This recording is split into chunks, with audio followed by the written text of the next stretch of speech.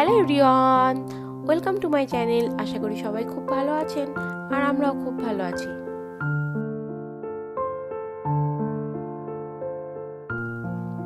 সকালবেলা ঘুম থেকে উঠেই ব্রেকফাস্টটা সেরেই চলে গেছিলাম একটু বাজারে। জাপানে আসার পর থেকেই প্রতিটা ফুলের দোকানেই আমি তুলসী চারা খুঁজেছিলাম, কিন্তু কোথাও খুঁজে পাইনি। তা আজকে হঠাৎ করে আমি তুলসীর চারাটা দেখতে পেলাম। দেখে তো ভাবলাম এটা তো আমাকে নিতেই হবে। এই তুলসীর চারাটা আমি নিয়ে নিলাম। এটার দাম পড়লো প্রায় ধরুন ওই 350 টাকা মতো।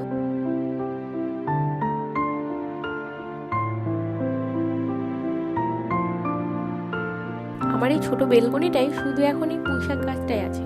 অনেক রকম গাছগুলোই লাগিয়েছিলাম, কিন্তু কোনো গাছই সেভাবে বাঁচাতে পারিনি।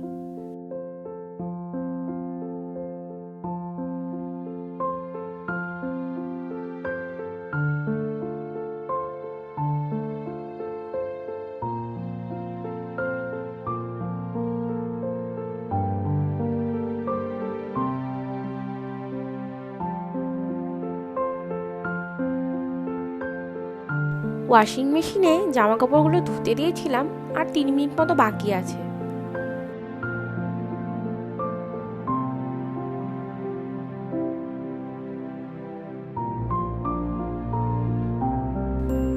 জামা কাপড়গুলো তাড়াতাড়ি করে মেলে দুপুরের লাঞ্চটা তৈরি করতে হবে।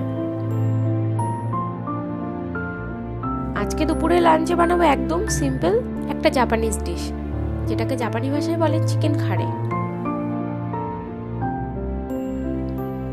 জাপানের সমস্ত রকম লোকজনই কর্মজীবনে খুবই ব্যস্ত থাকার জন্য তারা রান্নাবান্নার পিছনে সময়টা খুব কম দিতে চায়।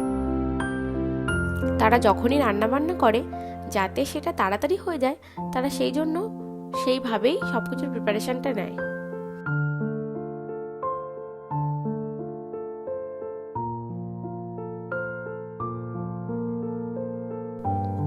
আমি এই সবজিগুলো কেটে নিচ্ছি, গাজর, পেঁয়াজ আর ক্যাপসিকাম, আর বোনলেস চিকেনটা নিচ্ছি।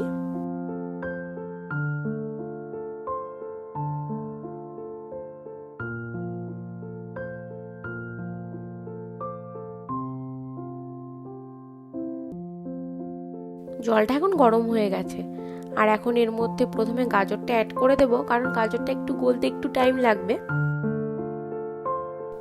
আর কিছুক্ষণ পরেই চিকেন, ক্যাপসিকাম, পেঁয়াজ এগুলো সরাসরি অ্যাড করে দেব জলের মধ্যে।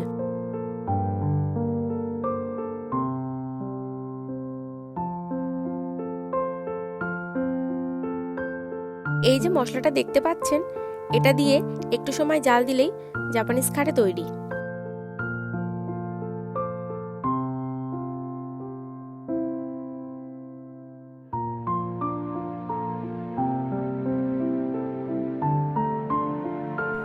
রান্না সেরে স্নানটা করে একবারে পুজো দিতে চলে এলাম।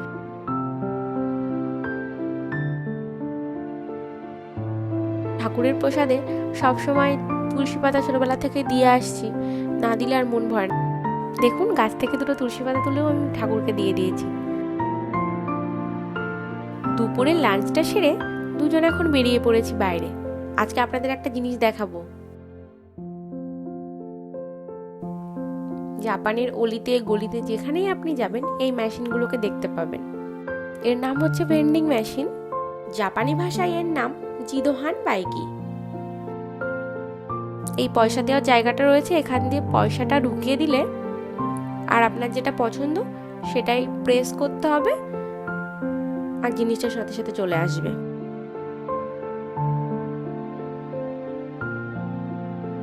আর বাদ বাকি টাকাটা এই যে বেরিয়ে গেল।